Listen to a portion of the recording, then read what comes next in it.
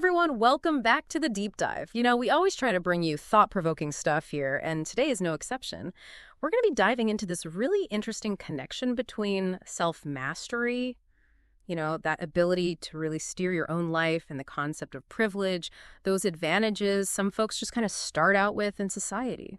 Yeah, it's fascinating. Like, these two things might seem totally separate at first glance, but we're going to peel back the layers and see how intertwined they really are. Exactly. And for our listeners who love getting to the core of complex topics, we've dug deep to find some pretty surprising insights and some head-scratching questions about how privilege actually shapes how we even develop self-mastery. It's not just about having more opportunity. Right. It goes even deeper than that, influencing how we see self-mastery, how we value it, and the ethical dilemmas that come up when we consider both. So before we get too far, let's make sure we're all on the same page. When we say self-mastery, what do we actually mean? Like, what's the psychological definition? Great question. From a psychological perspective, you can think of self-mastery as that ability to regulate yourself. It's about being able to manage your thoughts and emotions and direct your behaviors in a way that helps you achieve your goals and just generally live a more fulfilling life. Okay, so it's kind of like being the captain of your own ship, right? Exactly. Steering the course of your own life. You'll often hear terms like self-control, self-discipline, and self-regulation used kind of interchangeably with self-mastery, and they all play a part in this bigger concept. Makes sense. And then there's privilege, which is a word we hear tossed around a lot these days. What's the sociological definition of that? So privilege, from a sociological standpoint, refers to the unearned advantages and benefits that individuals receive simply because they belong to specific social groups. It's not about what you've accomplished personally. It's more about the inherent advantages you get based on things like your race, gender, social class, sexual orientation, or ability status. So it's like an invisible head start in the game of life, basically. You could say that. Yeah. It's about the societal structures and norms that create an uneven playing field, giving some groups a leg up while others face systemic barriers. Gotcha. So the mission of our deep dive today is to unpack how privilege and self-mastery are connected. We're going to explore how privilege impacts people's actual experiences with developing self-mastery, how it colors their perception of it, and the really tricky ethical considerations that pop up when you consider both. Exactly. We're tackling this fundamental question. Is self-mastery a universally attainable goal? Or is it heavily shaped by the social advantages or disadvantages you were born into? Right, because on the surface, self-mastery sounds like this individualistic pursuit, like it's all about your own willpower and grit. But it sounds like there's a lot more to the story. There is. Let's start by delving deeper into the definitions of self-mastery and self-control. All right, so when we talk about self-mastery, it sounds like it encompasses a lot more than just willpower, right? It's not just about forcing yourself to do things you don't want to do. You're absolutely right. What's interesting about self-mastery is that it's often described as this really holistic concept. Psychological definitions often include your physical, mental, emotional, and even, in some cases, your spiritual well-being. Oh, that's interesting. So it's about knowing yourself deeply and having a handle on all these different facets of your being. Exactly. It's about understanding your thoughts, managing your emotions, and taking control of your actions. And that spiritual self part, I'm curious, does that have a universal definition, or does it differ across cultures and belief systems? It definitely varies, but for some people, it might connect to their religious beliefs, while for others, it could be more about their sense of purpose, their core values, or their connection to something bigger than themselves. So even when we're talking about self-mastery, it's clear that cultural influences shape our understanding of it. That makes sense. So how does self-control fit into all of this? Is it kind of like the practical day-to-day part of self-mastery? Yeah, that's a good way to think about it. Self-control is generally viewed as that ability to regulate your immediate impulses, emotions, and desires, especially when you're faced with temptations or challenging situations. So it's about resisting that urge to eat the whole bag of chips when you're trying to eat healthier? Exactly, or resisting the urge to procrastinate on a big project, or managing your anger when someone cuts you off in traffic. It's about making conscious choices that align with your goals even when it's hard. Okay, but I've also heard that there's this idea that self-control is like a limited resource, like a muscle that can get tired. You're right, that's the classic ego depletion theory. It suggests that our capacity for self-control is finite and can be depleted like a muscle after repeated use. But more recent research has started to challenge that notion a bit. Oh, really? How so? Well, there's evidence that things like mindfulness meditation, getting enough sleep, and feeling really motivated towards a goal can actually help replenish our self-control reserves, or even tap into some deeper well of willpower. Okay, so it's not quite as straightforward as just using up all your willpower and then being powerless to resist temptation. Right. It's a much more dynamic and complex system than that.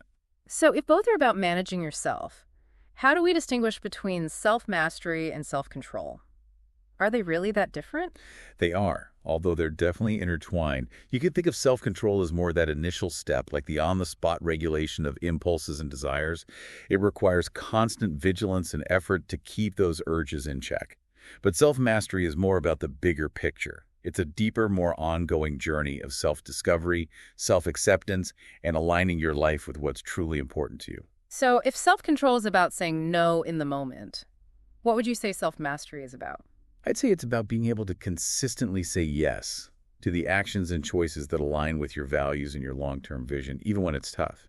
It's about developing the habits, routines, and mindsets that make living in alignment with your best self more effortless, not just about white-knuckling your way through every temptation. I like that. It's like building a life that supports your goals rather than constantly fighting against yourself. Precisely. And there's also research suggesting that as you develop self-mastery through positive habits and routines, you might actually rely less on that brute force willpower. It becomes more about aligning your environment and your behaviors with your goals. So it's not just about having ironclad willpower. It's about creating systems that support your best self. Exactly. Now, considering what we've discussed about privilege, it seems like the circumstances you're born into, especially whether you face a lot of systemic barriers or have more of a stable foundation, could really influence whether you're more focused on that moment-to-moment self-control or working on that bigger picture of self-mastery. That's a really astute observation. You're absolutely right. Someone facing constant instability or threats to their well-being might have to allocate most of their energy towards just managing those immediate needs, just getting through the day. Yeah. It's a lot harder to focus on long-term personal growth when you're constantly in survival mode. Right, because when you're worried about where your next meal is coming from or whether you'll have a roof over your head, it's understandable that you might not be as focused on cultivating your spiritual self or whatever that might mean to you. Precisely. But for those who do have more stability and security, there's more space to really delve into those deeper questions of self-discovery and personal growth. Okay, so we've talked about the definitions and the nuances of self-mastery and self-control. But why should we even care? What are the actual benefits of cultivating self-mastery in our lives? Well, the benefits are pretty widespread. It's like you're giving yourself an upgrade in a bunch of areas of your life. For individuals, self-mastery is often linked to achieving those personal goals that matter to you and experiencing a greater sense of well-being. You're more resilient, you can handle those curveballs life throws at you better, and you generally feel more in control of your own life. It sounds like it gives you that inner strength to navigate the ups and downs. Exactly. And there's research showing that people who work on self-mastery often report feeling more content, more peaceful, more joyful, just generally more satisfied with their lives. They're able to savor the good times and weather the storms more effectively. That's great. And I imagine it also helps with your relationships with other people, right? Absolutely. Self-mastery makes you a better communicator, you're more empathetic, and you're less likely to react impulsively in those heated moments. This all leads to stronger, healthier relationships. And there's a strong link to better mental health, too. Okay, so less stress, less anxiety, more resilience, better relationships. These are some pretty compelling benefits. They are, but it's important to remember that privilege, or the lack of it, can impact even your ability to reap these benefits. Right, like we were talking about earlier, it's not just about the individual's effort. The playing field isn't level. Exactly. Having access to resources like therapy, a supportive community, a stable and safe living environment, these things can make a huge difference in someone's journey towards self-mastery. If you're constantly dealing with the stresses of poverty, discrimination, or unsafe living conditions, it takes a tremendous toll on your mental and emotional resources, making it much harder to focus on personal growth. And it's not just about the practical stuff either. Even the cultural definitions of what constitutes well-being can vary, right? Absolutely.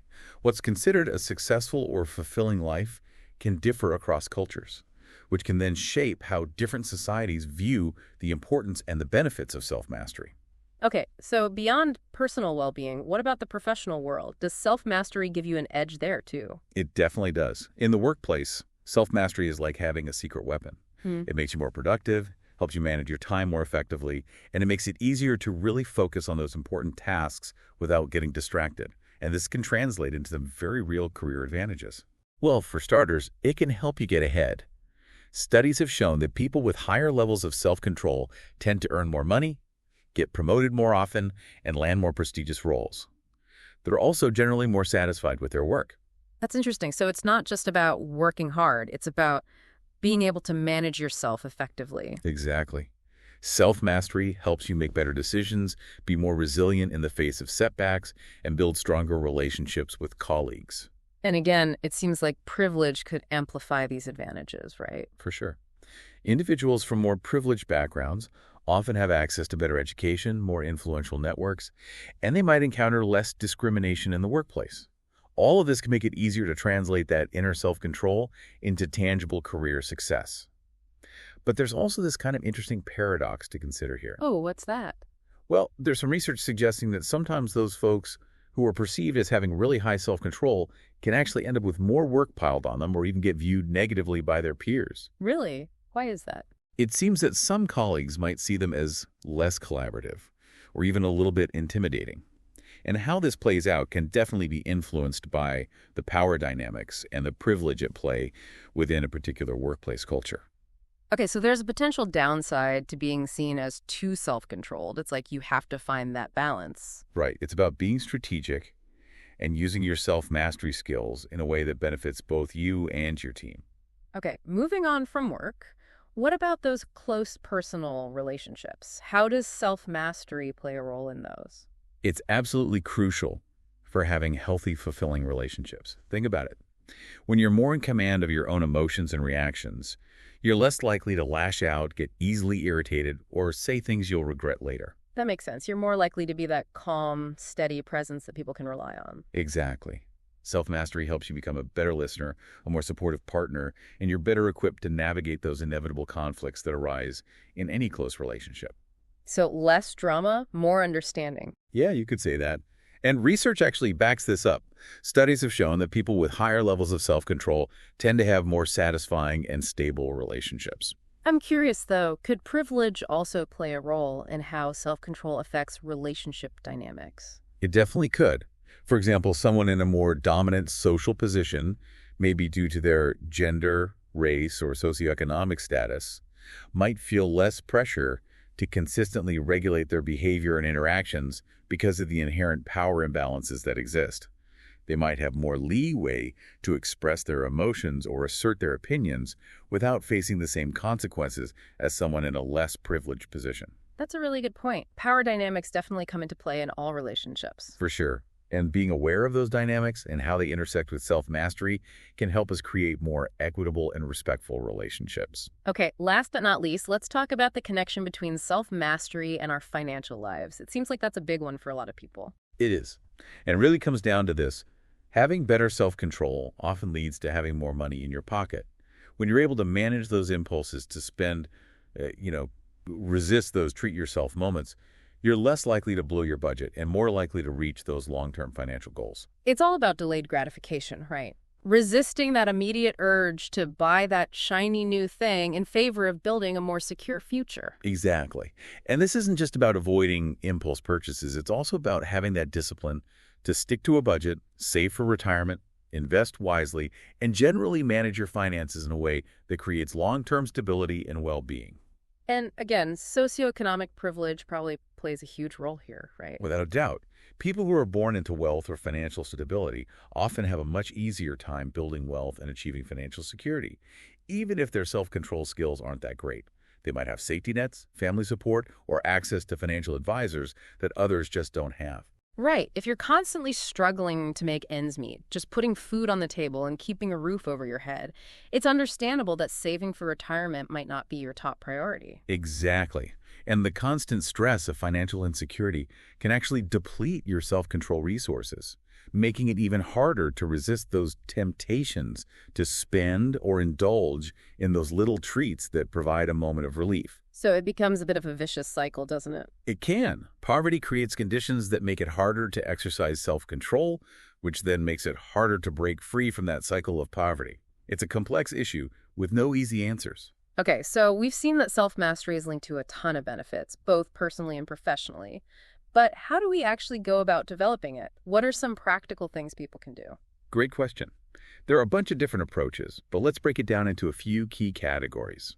First, there are some powerful psychological techniques that can help. Like what? Give us some examples. Well, a good starting point is always boosting your self-awareness.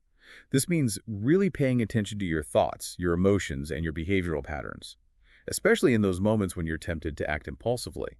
Like, what are your triggers? What are the things that make you reach for that extra cookie or procrastinate on that important project? Okay, so it's about understanding those moments of weakness. Exactly. Once you know what your patterns are, you can start to develop strategies to manage them. Gotcha. What else is helpful? Mindfulness meditation is a really powerful tool for cultivating self-control. It's all about training your mind to stay present and focused, which helps you become more aware of your urges and make more conscious choices in those moments of temptation. I've heard a lot about mindfulness, but I've always been a little skeptical. Does it really work? There's actually a lot of research showing that it can be very effective for managing stress, regulating emotions, and improving focus. And it's not just about sitting on a cushion and chanting Om. There are a lot of different ways to practice mindfulness, from mindful breathing exercises to mindful walking, to simply paying more attention to the sensations in your body throughout the day. So it's about finding what works for you. Precisely. Another helpful technique is something called sensory grounding. It's kind of like a quick reset button for your nervous system when you're feeling overwhelmed or anxious. How does that work? It involves consciously engaging your senses. You might focus on 5 things you can see, 4 things you can touch, 3 things you can hear, 2 things you can smell, and 1 thing you can taste. This helps redirect your attention away from those racing thoughts or intense emotions and brings you back to the present moment. Oh, that's interesting. I can see how that would be helpful in those moments when you're feeling really spun up. It's a great tool to have in your back pocket. And then there's a more strategic approach called implementation intentions. Implementation intentions. What are those? It's basically a fancy way of saying if-then planning. Okay, so like if I'm tempted to eat junk food, then I'll reach for a piece of fruit instead. Exactly. By creating these pre-planned responses to specific situations, you're basically automating your good behaviors, making it easier to make healthy choices in those moments of weakness. That's clever. I like that. And then, of course, there's cognitive behavioral therapy, or CBT, which is a very well-established form of therapy that can be extremely helpful for addressing those negative thought patterns that can sabotage our self-control efforts. CBT, I've heard of that. But isn't that more about dealing with mental health issues like anxiety and depression? It is, but it can also be really effective for improving self-control and building better habits. CBT helps you identify and challenge those negative thoughts that can trigger unhealthy behaviors like, I'll never be able to resist this, or I'm just not good at self-control. So it's about reframing those negative thoughts into more helpful ones. Precisely. And there are lots of different CBT techniques that can be helpful for self-mastery, like cognitive restructuring, problem-solving, and exposure therapy. This is all great stuff, but I'm curious, how does privilege impact our ability to access and utilize these techniques? That's a really important point. Some of these techniques, like therapy or mindfulness meditation, can be expensive, time-consuming, or require a certain level of stability and safety that not everyone has. Right. If you're working multiple jobs to make ends meet, or you live in a chaotic or unsafe environment, it's understandable that sitting down to meditate for 30 minutes might not be your top priority. Absolutely. And even the cultural relevance of some techniques, like CBT, can vary. It's a very individualistic approach that emphasizes personal responsibility, which might not resonate as strongly in cultures that place more emphasis on collectivism or spirituality. Okay, so it's not a one-size-fits-all approach. You have to consider the context and the individual circumstances. Exactly. Now, beyond those psychological techniques, there are also a bunch of practical behavioral strategies that can help you develop stronger self-control. All right, give us the goods. What can we actually do in our daily lives? Well, one of the most effective things is to establish consistent positive habits and routines.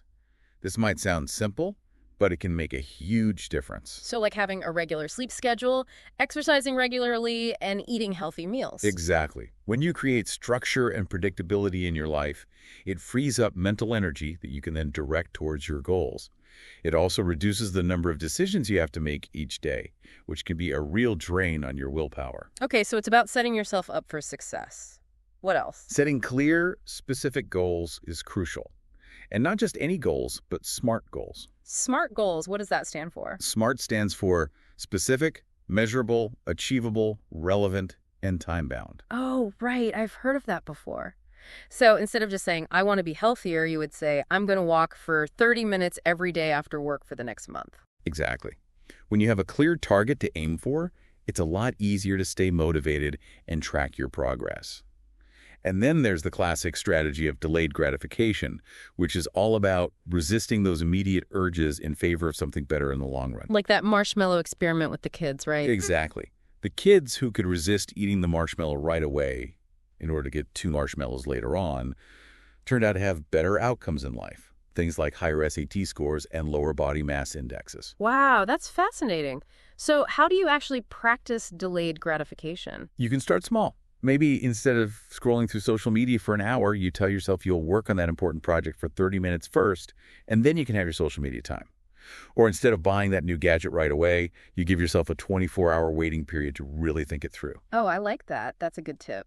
Another really helpful strategy is to actively manage your environment to minimize temptations. So like hiding the cookies so you don't see them all the time. Exactly. Or unsubscribing from those tempting email lists, or deleting those shopping apps from your phone. You're basically making it easier for yourself to make healthy choices by reducing the number of decisions you have to make in the moment. Smart. It's about being proactive and taking control of your surroundings. Precisely. And then finally, there's the power of social support. Oh yeah, that's huge. It is. Having people in your corner who encourage you, support your goals, and hold you accountable can make a huge difference. This might be a friend, a family member, a therapist, or even an online community. It's like having a team of cheerleaders on the sidelines. Exactly. Knowing that someone's got your back can make it a lot easier to stay motivated and stick to your plan. Okay, so we've got our psychological techniques, our behavioral strategies. What about mindset? How does that factor into developing self-mastery? Mindset is huge. It's like the foundation upon which all of this is built. If you believe that you're capable of change, that you can develop your self-control muscle, you're much more likely to succeed. So it's like a self-fulfilling prophecy. Kind of. Having a growth mindset, that belief that your abilities can be developed through effort and practice, is key. So instead of saying, I'm just not a disciplined person, you would say, I'm learning to be more disciplined. Exactly. And research has actually shown that people who believe that their willpower is a readily available resource actually tend to have more of it. Wow, so just believing in yourself can actually make you stronger. It can. And then, of course, there's the power of motivation. When you're really clear about why you want to cultivate self-mastery, when you connect your goals to your values and your deepest desires, it becomes a lot easier to stick to your plan, even when it gets tough. Okay, but how does privilege play a role in all of this? It seems like it would impact your ability to even implement these strategies effectively, right? You're absolutely right. Privilege, or the lack of it, can have a huge impact on your ability to develop self-mastery. For example, if you have the financial resources to hire a personal trainer, a therapist, or a life coach, or if you have the flexibility in your schedule to prioritize these things, you're going to have much easier time than someone who's working multiple jobs to make ends meet. And it's not just about the practical resources either, right? It's also about the mindset that privilege can foster. Exactly. When you've always had access to opportunities and support, you're more likely to develop a sense of self-efficacy, that belief that you can achieve your goals if you just set your mind to it. But if you face a lot of systemic barriers and discrimination, it can be a lot harder to believe in your own ability to succeed, which can make it that much harder to stay motivated and keep pushing forward. So privilege can create a self-perpetuating cycle of success, while a lack of privilege can create a cycle of disadvantage. Unfortunately, that's often the case, and that's why it's so important to acknowledge these systemic inequalities and work towards creating a more just and equitable society where everyone has a fair chance to thrive. Absolutely. Okay, so we've talked a lot about self-mastery, self-control, and how privilege plays into all of this. Now, let's really dive into this concept of privilege from a sociological perspective. All right, I do it. So, when sociologists talk about privilege, what exactly are they talking about? In essence, privilege, from a sociological lens, refers to the unearned advantages and benefits that you receive simply because of your membership in specific social groups. It's not about what you, as an individual, have done or haven't done. It's about those systemic advantages you inherit based on things like your race, gender, social class, sexual orientation, ability status, religion, or even your citizenship status. Okay, so it's those built-in advantages that some people have just by virtue of who they are, not because of anything they've earned or achieved on their own. Exactly. It's about the way society is structured to benefit certain groups while disadvantaging others. And it operates on multiple levels, from those everyday interpersonal interactions to those broader cultural norms and institutional policies that perpetuate these inequalities. So it's not just about individual biases or prejudices. It's about those deeply ingrained systems that keep certain groups in power. Precisely. And one of the tricky things about privilege is that it's often invisible to those who have it. What do you mean by that? Well, if you've never experienced the world without those unearned advantages, it can be easy to just assume that everyone has the same opportunities and faces the same challenges. You might attribute your successes solely to your own hard work and talent without recognizing the ways in which your privilege has paved the way for you. So it's like having blinders on, not even realizing that you're benefiting from a system that's rigged in your favor. Right. And this lack of awareness can make it really difficult to understand the struggles of those who don't share your same privileges. It can lead to this pull yourself up by your bootstraps mentality, without acknowledging that some people don't even have boots to begin with. Yeah, I can see how that could create a lot of division and misunderstanding. It definitely does. And that's why it's so crucial for those who do have privilege to really make an effort to understand how it operates and how it impacts others. Okay, so what are some of the most common types of privilege that we see playing out in society? There are a lot, but some of the most prominent ones include socioeconomic privilege, white privilege, male privilege, heterosexual privilege, able-bodied privilege, and religious privilege. Let's break those down a bit. What exactly does socioeconomic privilege mean?